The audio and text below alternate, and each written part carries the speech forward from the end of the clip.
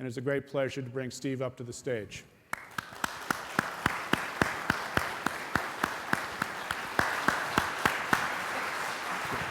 Give me a halfway signal. Sure. Thanks, John. Let's see. I'm not mic'd like this, so how are we doing in the back? That's good? Okay. Well, thanks for the kind introduction. I didn't really expect you to read the whole thing, John, but but it was nice. And I'm delighted to be here. As a matter of fact, I'm honored to be here. My work is in broad patterns of American history. I work primarily for the National Park Service, at least that's my day job. In doing so, my primary goals in my career are to preserve tangible manifestations of our nation's heritage, real things on the ground, as it were, and to provide for public appreciation of the value of our heritage, natural, historical, cultural. In that regard, I feel a little awed by the quality of the people who are speaking and the quality of you in the audience. And I respect the fact that many of you made contributions to our aviation history. My strength will be in setting the context, as kind of setting the stage for the great contributions of the China Clipper. And so I'll be talking about early Pacific aviation, but I'm not quite sure I'm going to be talking, as John said, about prehistory. I left out the part about Icarus and his wings, and I'm not sure about Native Americans flying, but if you'll forgive me for that, we're going to start primarily in the years that were adventuresome years for aviation, years that were a quest, and this may be sort of the technological theme of setting this stage for the China Clipper, a quest for speed, for range, and last but absolutely not least, for quest for reliability during the years that began around 1911. That's what we're gonna start with. Now, during this time period, in the teens and the 20s, before we get to the China Clipper, I'm going to give you a quote from a highly regarded author, Terry Gwynn Jones of the Smithsonian Institution, who writes about this era and says that this is quote, seat of the pants pilots of barnstorming years had been replaced by experienced and highly trained professionals. Building on the experience of these long-distance flights, which I'll chronicle, training in night flying, in instrument flight, in the use of radio navigation aids, in engine handling, crew coordination, and multi-engine operations, these had become a part of the airline pilot's armory. And that perhaps summarizes the difference between the professionals of the China Clipper and the adventuresome barnstormers of the early days, like we see here, at what is today the site of the Tan Fran Shopping Center in South San Francisco, which prior to that was Tan Fran Racetrack. Racetracks were an excellent place for early aviation meets. They had all the infrastructure, they had the stands, they had the seats, they had the lavatories, I imagine, and they had the popcorn stands and all that stuff ready to go. And it gives you a sense of scale to think that the infield, essentially, of a racetrack was more than adequate for taking off and landing of these early, what seemed to us primitive, and I guess are primitive aircraft. This was 1911, and that was kind of a big year for cross-country flights. So aviation began to spread its wings, if you'll pardon the cliche, and move beyond the immediate environs of stunt flying around the airfields, and in Europe and in the United States. There was another important air meet in the United States just around this time at Dominguez Hills near Los Angeles. And at this particular air meet, there were several interesting firsts. An Army pilot, Army Air Service pilot by the name of Myron Crissy, got credit for dropping what is purported to be the first aerial bomb, which was a mortar shell on a stick that they kind of just stretched out over the wing of the airplane and dropped it full of flour on the, where it burst, on the landing field, or infield, if you will, of Tanforan Racetrack. Perhaps not an entirely happy precedent, but still an extremely important one. And at the same time, aviator Eugene Ely made the first takeoff and landing cycle from an aircraft, from a ship, in an aircraft from a ship, rather, in San Francisco Bay on the planked foredeck of the cruiser USS Pennsylvania, which was moored off of San Francisco. Then they turned the Pennsylvania around so Ely could land the thing into the wind. And these two important military, if you will, aviation milestones were what put the Tanforan meet in the history books, at least as far as aviation military technology is concerned. Now, around that same time, 1911, in the civilian arena, Calbraith Perry Rogers, a barnstorming adventurer, a big guy, and a scion of a very famous naval family, Calbraith Perry Rogers, was related directly to Oliver Hazard Perry, who won the Battle of Lake Erie in 1812. Matthew Perry, the naval commander of the American fleet that opened Japan to world commerce and diplomacy, and John Rogers, naval commander and Arctic explorer. He flew a Wright Model B biplane called the Vin Fizz across the country in short hops, although some wags would say it's in short crashes, across the country from Sheepshead Bay, which is in Brooklyn, a beach in Brooklyn, to Long Beach, California, a beach in, well, California.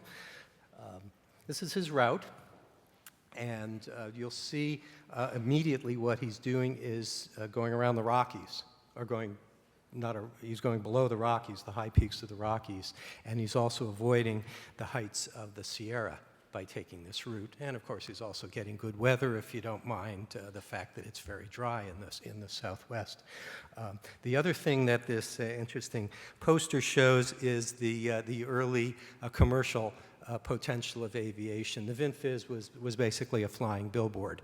I imagine it didn't have the power to tow a banner like they tow them, like they towed them ever since and still tow them today. But the Vin Fizz was a sparkly grape juice that's being promoted by Armour Company, and so they sponsored Cal Rogers' flight, and he touted Vin Fizz as he short-hopped and crashed his way across the country. He was an interesting guy, a very what do you call it? Just lost the word. A very charismatic. Thank you. That'll do. Charismatic kind of guy. And here he is, pushing his Wright Flyer into the waters of the Pacific Ocean to make it official that he actually crossed the country. I want you to take a good look at his face with his characteristic big cigar stuck in it, because you're going to see that face or something very much like it a little later in the program. Like many of these early daredevils, Cal died in a crash shortly thereafter, and although it's easy to make jokes about crashing your way across the country, I certainly don't intend any disrespect to the bravery and the tenacity, which actually was the word I was searching for, of the people that pioneered aviation by making a few asides to lighten the mood. So I hope you'll forgive me in that regard. Now, Myron Chrissy's brother. Myron Chrissy was the guy who dropped the first bomb down at Tanforan Airfield. Myron Chrissy's brother was also in the Air Service, and he got to be a major. His name was Dana Chrissy by 1919, when he was picked to lead one of several flights that the fledgling Army Air Service was promoting right after World War I. Now, after World War I, of course, it was a period of great military cutbacks, and the regular services were scrambling to keep their core cadre intact, as well as keeping the lessons of the late Great War from evaporating due to budget cuts and revulsion at warfare and a desire to return to peace. The Army Air Services commander at the time was General Mason M. Patrick. He was very much overshadowed, probably at the time in the press, and certainly in history, by his number two, the assistant commander of the Air Force, who was Billy Mitchell. Billy Mitchell was an outspoken and acerbic and charismatic, also thank you for that word, I'll see how many times I could use it. He's a charismatic proponent of air power.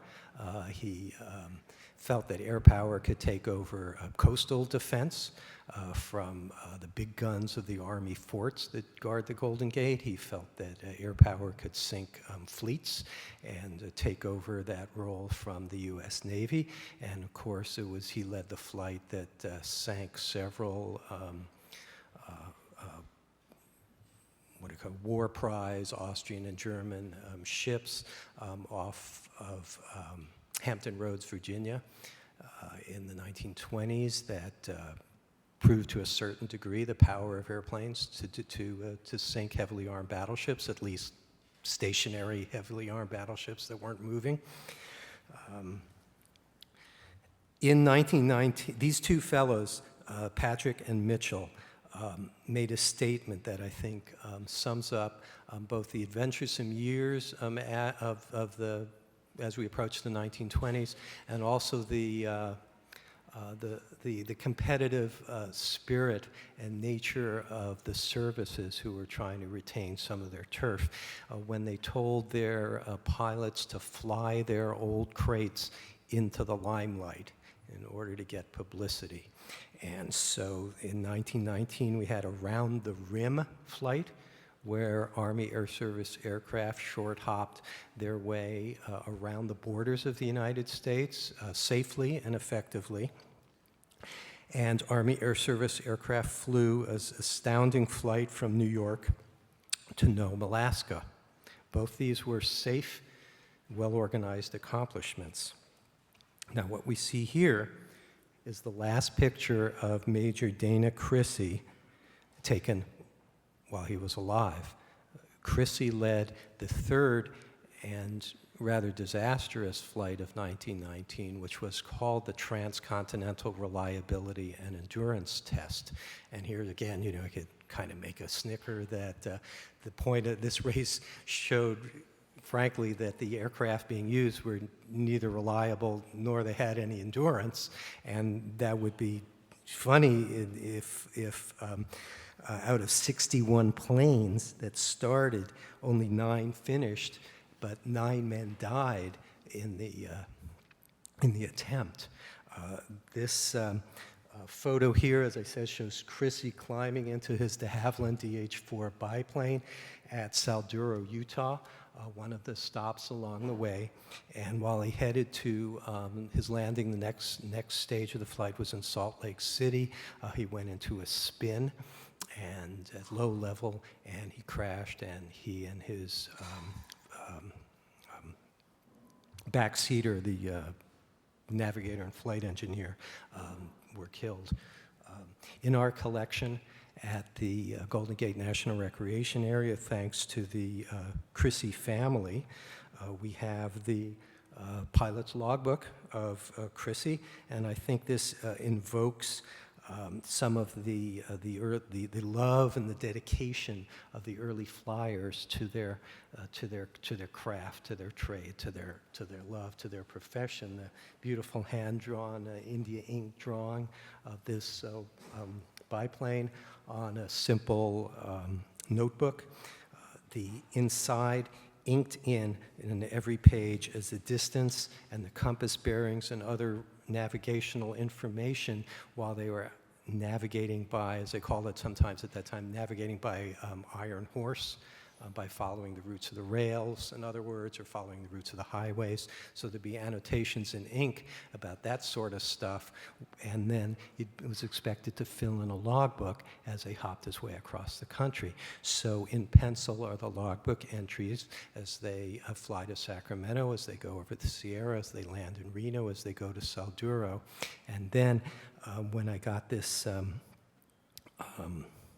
notebook from the family, opened up to the last page, and then the last page there's just a single pressed violet. So it's a, you know, I was thinking of this just because John was talking about the intangible nature of flight and flight routes, and this, I guess, is just one example of how we can make the intangible tangible in our memories and in our knowledge.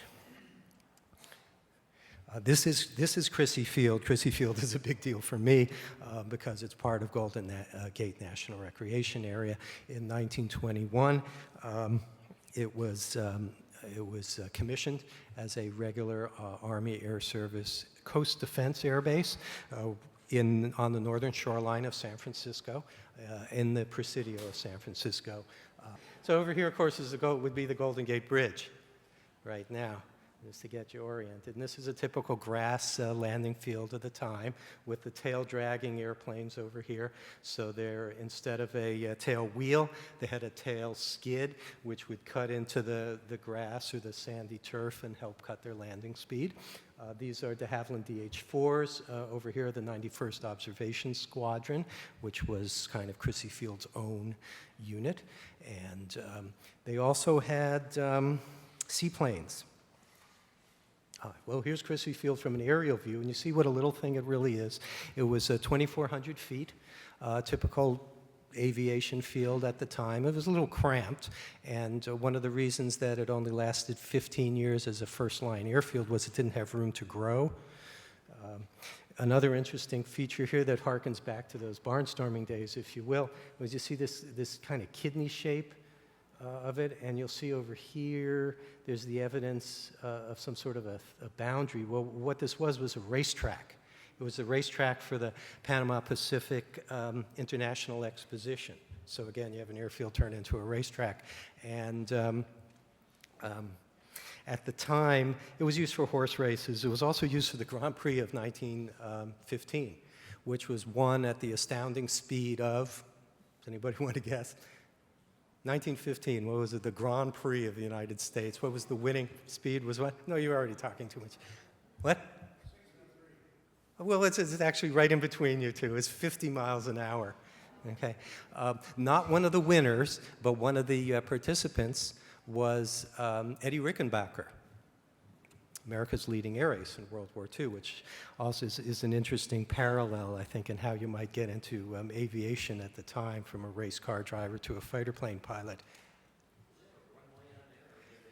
No, the runway is, they didn't have a runway, what they had was a landing field, you know, and this is it here. Now they generally would take off into the wind, which, since the Golden Gate's down here now, you know, is always going that way. So they take off this way. The problem with Chrissy Field is this is a bluff. This is way higher than these hangars. This is about 120-foot bluff or something over here. So as soon as they get airborne, they had to make a sharp turn over the Coast Guard station and out over the bay. And as they were doing that, of course, they expose a great deal of the plane to the buffeting of the winds. So they have a tendency to, they have to fight from it going into a snap roll. It was kind of hairy, but it worked for a while. People think that Crissy Field was closed because the Golden Gate Bridge was built and it got in the way, but that's not really the case. They'd smack into these bluffs before they'd ever hit the bridge. It was closed because there was lack of room for expansion, basically, and the high speed, higher landing speed, higher powered planes that evolved in just 15 years needed more takeoff room. And it was also too foggy. Sir? You sure it wasn't closed because the neighbors started complaining about it? No, that would happen today. But you didn't hear that.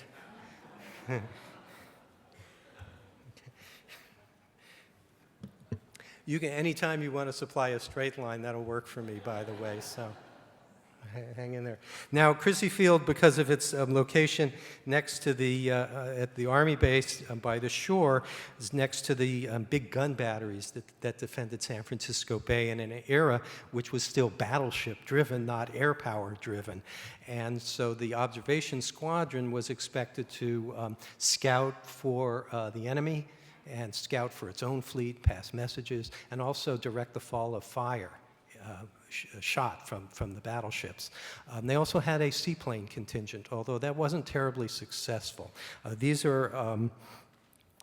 a Loening OA-1A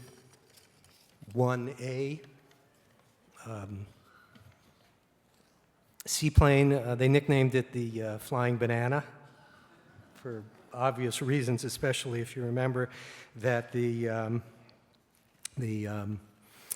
colors of the time, the Army Air Corps liked a chrome yellow on the wings for visibility purposes. This was the same type, by the way, that made the Pan American, not related to Pan American Airlines directly, but the Pan American Goodwill Tour of 1926, in which Army airplanes flew to promote good relations with our Latin American neighbors in an era that was just following the banana wars of Central America and a time when relationships weren't too good.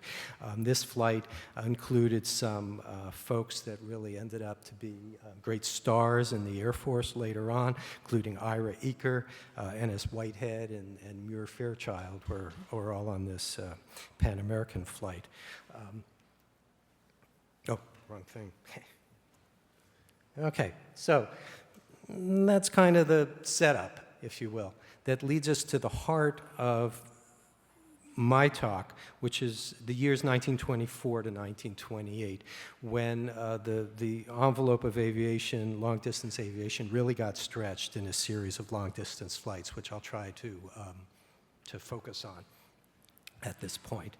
Now, since my job is to provide some broader context, let's just digress for a minute or two and consider what life was like in 1924 or 1928 or so we can understand just how revolutionary or commonplace these events may have been. So 1924 through 1928, Calvin Coolidge was the president. He was inaugurated for a second term in 1924, and he was succeeded by Hoover in 1928. So those are kind of the presidential bookends. They were generally years of great prosperity. This was the boom before the stock market crash. But that prosperity was primarily concentrated in urban areas, and it was years of great poverty in rural America, especially those that depended upon agriculture. The markets went down and prices were depressed after the Great War, and after the loss of shipping also in the Great War to U-boats kept grain from going to European markets. J. Edgar Hoover got his job as the director of the FBI that year, or at least he was confirmed permanently in the job that he would keep for about 30 more years. And in popular entertainment, Douglas Fairbanks was big. The Thief of Baghdad premiered in 1924, and so did the Johnson Act, premier, if you will, or be passed out of Congress. That was the act that pretty much turned off the faucet of immigration and stopped immigration to the United States. So the great years of the melting pot from Europe, at least from the 1880s, ended in 1924. In 1926, Goddard launched his first rocket, and Emperor Hirohito ascends the throne of the Empire of Japan. And Marlon Brando is born, just to throw you a curveball there. Okay. And 1927 is the first telephone service from Europe to the United States. First time you could pick up a phone and call someone in London. Your own private line around that time cost $4 a month, which was pretty astronomical. So party lines were in. And of course, around the end of that time, in 1927, Lucky Lindy, well, he hated being called Lucky Lindy because he planned it real carefully. So Charles Lindbergh, flew across the Atlantic solo and made a huge splash in the headlines. And later that same year, Amelia Earhart crossed the Atlantic as a passenger this time, but she also got a lot of publicity. Some people said because she looked a lot like Lindy. So that's kind of what's going on as these guys here fly this old crate into the limelight. Now, it's probably unfair to call what you're looking at there an old crate. This is a Douglas World Cruiser. It was actually a newly designed plane. Well, it was a new modification, a significant modification of a class of Douglas torpedo planes. This success of these aircraft really put the Douglas Aircraft Company on the map and set them on the road to producing classics like you see up there above you. So Mason M. Patrick, the chief of the Air Service, authorizes a round-the-world flight in 1924. It ends up kind of a race in that around the same time, Great Britain and France and Portugal, even Argentina, ended up dispatching teams trying to fly around the world. And this was a real live, you'll recall the movie, some of you recall the movie Around the World in 80 Days. And this is a real life version of Around the World in 80 Days, except with powered aircraft, not with balloons, and it took 175 days, not 80 days. Okay? But it was an incredible adventure. It took planning, it took sufficient time, it took organization, and it took inter-service cooperation to make this thing a success. It was dangerous. They started in Seattle and flew the first leg up into Alaska, where the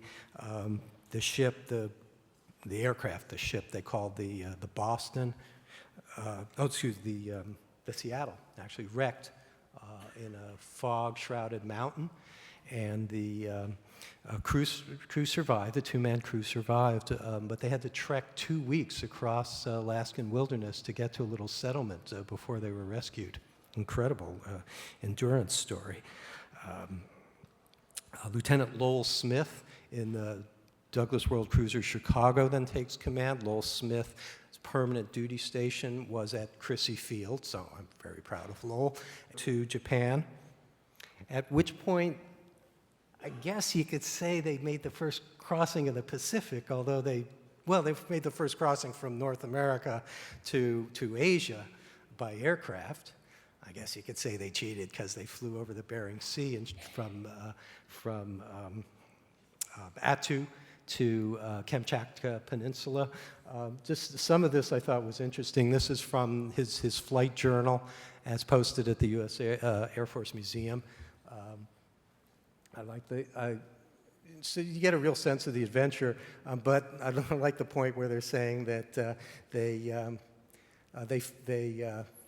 left Wednesday morning, flew 5 hours and arrived Thursday afternoon because they crossed the date line, which is probably something that doesn't surprise a lot of you who are in the flying business, but at least I thought it was sort of as interesting. The weather was most peculiar. There were heavy snow and squalls to the south, so they went way north of their flight path. But you see they refer to,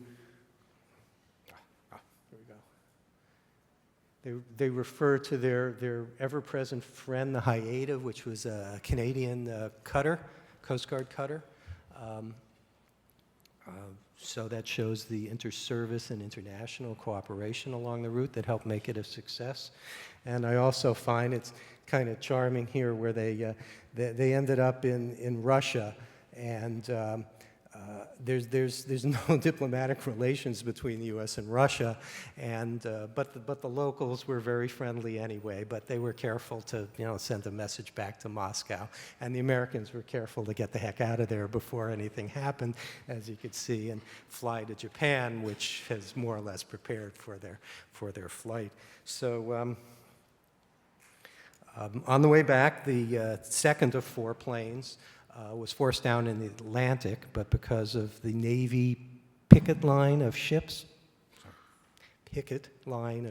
that stretched across the Atlantic, they were rescued very quickly.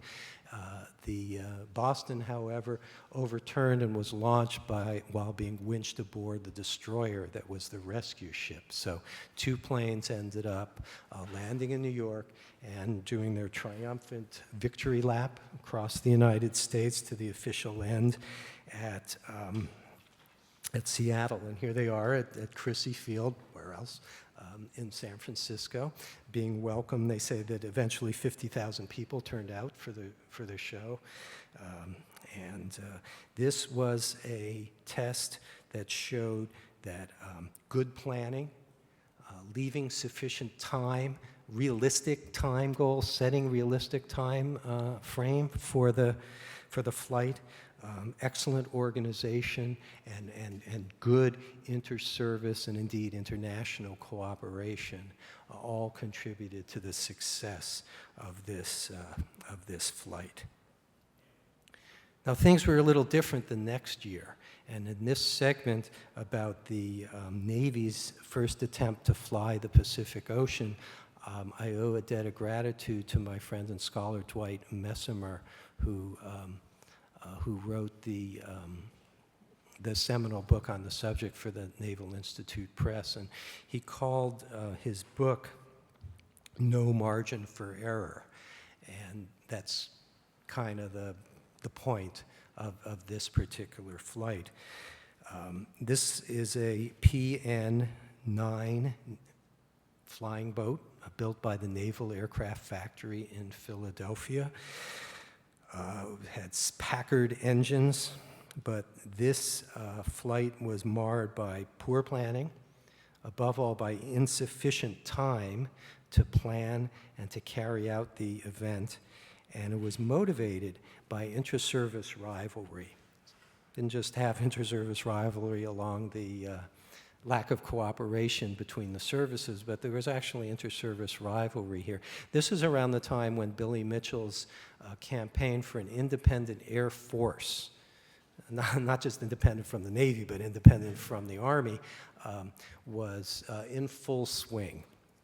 And the Navy felt threatened by Mitchell's demands, voiced in public, that the Navy surrender its air arm to this U.S. version of the Air Ministry that included the Army aviation, Naval aviation, and indeed civil aviation as well in Billy Mitchell's vision.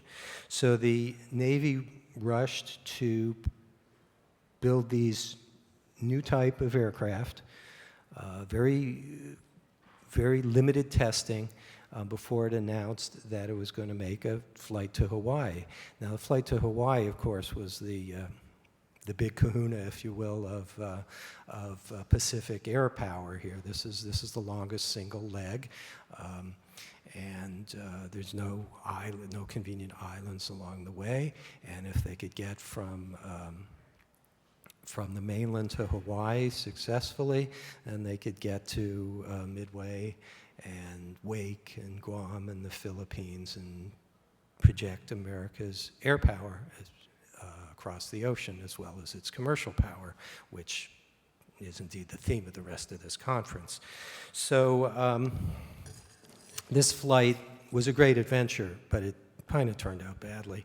San Francisco was selected over San Diego as the departure point because it's 200 miles closer to Honolulu. Here you see the other PN seaplane, the PN-9-3, hauled out at the seaplane ramp at Crissy Field, which became the final staging area for the flight. At Crissy Field, special radio direction-finding homing beacons were erected in one of the airfield buildings, but in the event, the shipboard, if you will, the aircraft board radios failed to work. The most astounding thing about the flight was that the aircraft didn't have the range to get there. They depended on tailwinds. They depended on the trade winds, which are pretty dependable. And they expected that the extra maybe 20 mile per hour land speed over water speed boost that they would get from the tailwinds would be enough to get them to Hawaii. It literally did not have enough fuel after testing these planes for the flight, which was going to be figured 36 hours, and they had about 35 hours of fuel aboard. So there really, really was no margin for error. And because it's really hard, I'm sure many of you know already, and I'm sure you'll hear about some of the difficulty of breaking the water tension as you're taxiing along the water in a flying boat. It was really hard to get a heavily loaded aircraft off the water, and they had to do this 2 or 3 times. It took them two times to break the surface tension, get up on the step, as you see here, and then get into the air. And that used up 50 gallons of fuel just doing that. They carried about 1,300 gallons of fuel total. And the attempts to get off the water also damaged the propeller slightly of one. All right, so they get off. They fly through the Golden Gate, and one gets through the Golden Gate at about 100 feet high as it passes the Golden Gate, and the other's about 200 feet high.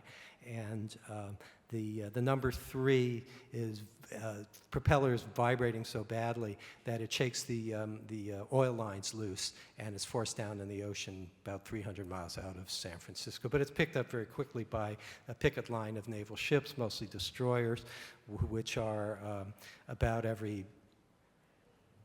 100 miles, let's say, stationed between here and Hawaii. So John Rogers' plane carries on, the PN-9 number 1. Now, Rogers is a name that should be familiar to you from that Cal Rogers at the beginning. He's his cousin. So he also then, therefore, is from a distinguished naval family and has a lot of amigo riding on the flight. He was a superb navigator and an excellent choice for commander. But the winds, the expected tailwinds, didn't materialize, at least did not materialize quickly enough or with enough force to make up the difference in that margin that they needed to get to Hawaii. Compounding the problem was, although his navigation turned out to be precise, the radio directional equipment, which was in its infancy, failed to work when the plane's radios went out, and they got confused bearings from the naval ships nearby. And so therefore, Rogers made the critical mistake, in hindsight, of listening to the ship's bearings and not his own navigation. And he turned when they knew they were running out of fuel, and they were about 400 miles from Hawaii, he turned the other way, okay? Because the ships said, you're north of the track, and he was south of the track, and so they went the other way, and the ships looked for them the other way too. Well, they're forced down. They have about 20 ham sandwiches. They have, what was it, it was expected to be a 26-hour flight. But this is part of the bad organization stuff, really. They have ham sandwiches, and they have corned beef as emergency rations. Well, what's the problem with that? Yeah, it's salty, you know, and they don't have that much water. And because the radiators of these untested engines were leaking like crazy, and that was a big development problem in the days before the actual flight, they put in some leak sealant into the water. So that poisoned the water, so they couldn't drink the rusty and disgusting, but at least life-saving water from the radiators, because it would have killed them. So the Navy ships are looking the wrong way. They also got the drift wrong, and they were only drifting about 2 knots, instead of about 5 knots, which is what everyone was assuming. So they ended up with the Navy ships searching much closer to Hawaii. And the Navy ships are searching, you know, this way, and they're kind of in the other they're tagging along behind them, losing, you know, getting further and further behind the whole way. Well, they end up stripping the fabrics from the wings and sailing the thing to Hawaii. And here we go. And you know, this is part of the sail. And there's, you see the struts and everything under the wing here. So you could see the evidence of the flight here. This was attempted to be something of a rudder here for steering them a little bit. And they got within sight of Kauai before a submarine stumbled across them. And Rogers at this point says, no, I'm sailing the thing into, I'm sailing it into Kauai, and he did. So it was no lives were lost. The planes were repaired, put back into service. They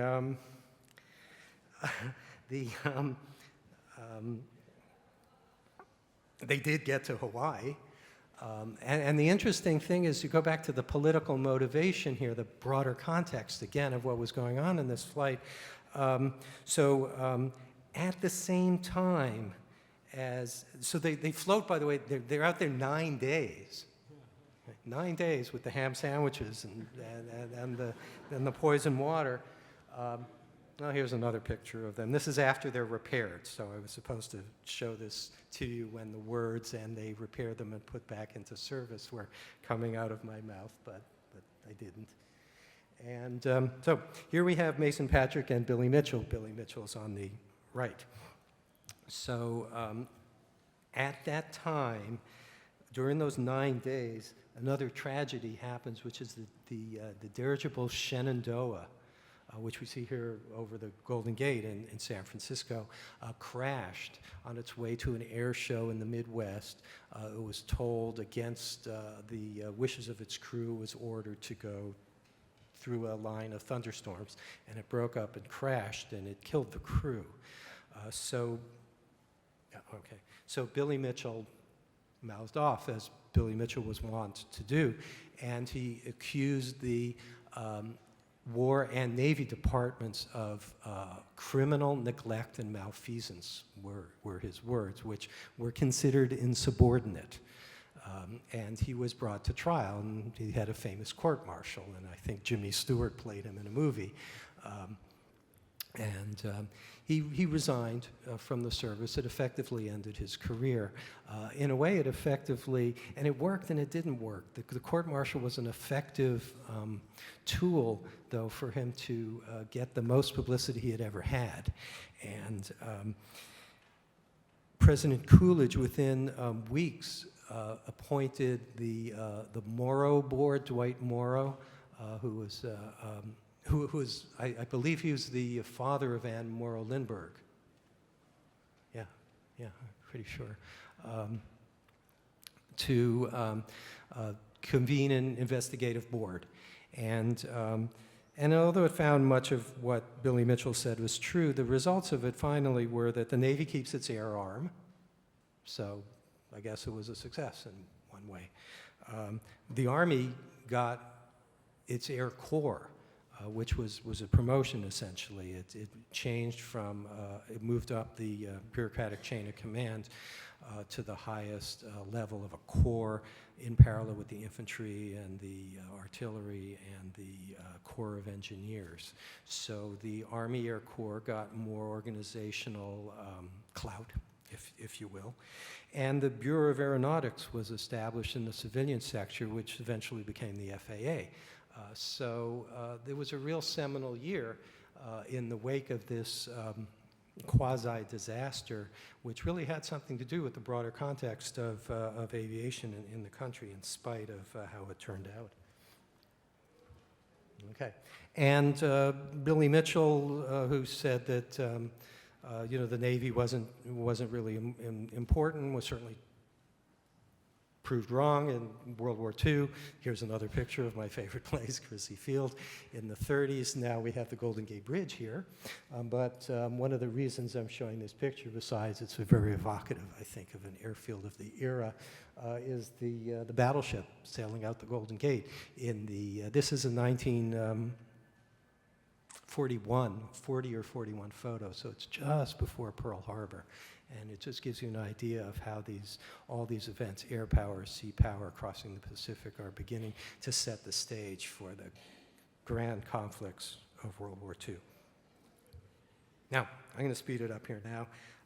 The next big thing is, well, they go back to careful preparation. Okay? And the Army wanting to link its Pacific bases by air, and Hawaii being the big challenge, they carefully prepare a Fokker, what they call Atlantic Fokker C2. It was a Fokker 7A, same kind as the Southern Cross model that you see up above. And they have different wings, though, bigger, thicker wings, which had greater lift from the Atlantic Corporation. So it's an Atlantic Fokker with Wright Whirlwind engines, which are the same kind that Lindbergh flew the year before across the Atlantic in his Ryan monoplane. And they choose Lieutenants Hegenberger and Maitland. Hegenberger being one of the finest navigators in the Army Air Corps.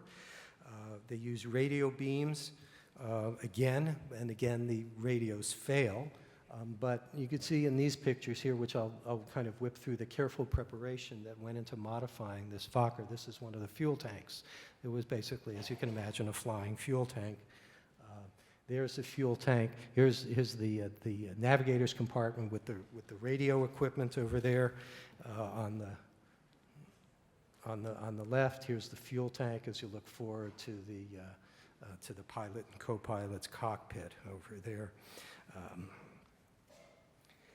The plane got ready at Crissy Field, the nearest Army Air Service air base, but because the airfield at this point was too short for the takeoff run of such a large and heavily loaded plane, they short-hopped it across the bay on a light load configuration. Well, that was showing you how short Crissy Field is. Forgive it being sideways, but of course if I put it the other way, it would be that much littler.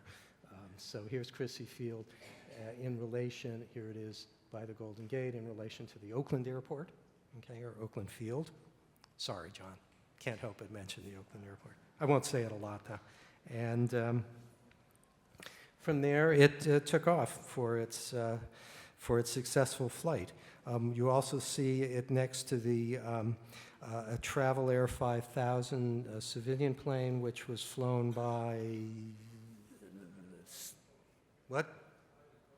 No, it's not Wiley Post. It's anyway. This was the first civilian plane that ended up flying to Hawaii, right next to it. But although they were trying to this one at least was trying to race the Army plane, it was forced back a couple of times. But a few days later, it did make a successful flight. So the Army plane flies to Hawaii. This is all around the same time that Hawaii a pineapple magnate, James Dole, has offered a 35,000. I'll take the questions at the end if I may, because I'm getting the time signals. Very good. Thank you. Very good. Thanks. Ernie Smith. Ernest Smith was the first civilian to fly from the mainland to Hawaii in the plane that was called the City of Oakland. Thank you. Dole puts up a $35,000 prize.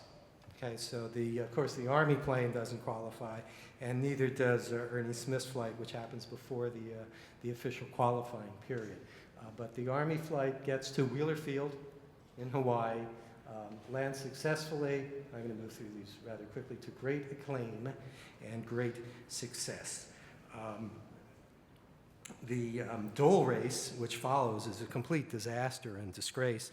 For the $35,000 prize, 15 planes, some of which were described as aerial freaks, qualified. This was just a total reversion back to the barnstorming days. There are only 8 of them started. Out of the 8, 4 turned back. Out of the 4 that left, 2 disappeared. Out of the 16 flyers that left, 10 died. It was a complete disaster and disgrace, and set Aviation, well, I don't know if it set Aviation back, it certainly set the Dole race back. And it made it difficult for this guy in the very next year to raise the money to take his Fokker D7, which he named the Southern Cross, and the model of which you see above you, to Australia, which was the next big thing, or at least the next big thing for Australians. This is Charles Kingsford Smith and Charles Ulm, an old barnstormer, and his excellent navigator, whose name is escaping me, who's on the right, flew the Fokker Southern Cross effectively across the Pacific to Hawaii. This time they were loaded with compasses, radio navigation gear, and drift meters, and this time it all worked. So you're finally getting that triad of the technology with the speed and with the range to make this thing become successful after trying and trying and trying. The longest leg was over 3,100 miles from Hawaii to Fiji. They went through very rough weather and a really hairy landing in a very short field where they apparently had to ground loop to stop the plane in time. But they made it to Brisbane, and a tumultuous welcome. And eventually, within a year, Kingsford Smith had disappeared on another long-distance flight, and the Southern Cross was never found. Amelia followed, and so did many other pioneers and brave souls that turned the attempts, the pioneering, into a commercial and reality, which we all depend on today. So what's the legacy? Well, the legacy is the interest of all you fine folks here. It's the tangible, it's the attempt to keep the tangible from the intangible. We can now fly in safety and not have to worry about Dole air race tolls and that sort of thing.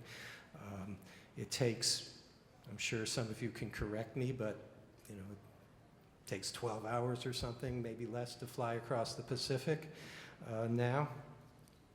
We also have preserved some of the airfields. This is Crissy Field today, along the San Francisco shoreline, along the shore.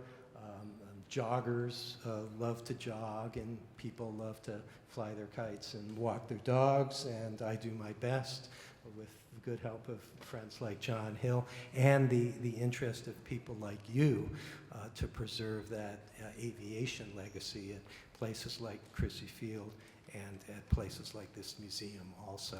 So thanks a lot for your kind attention. Thanks very much. And I guess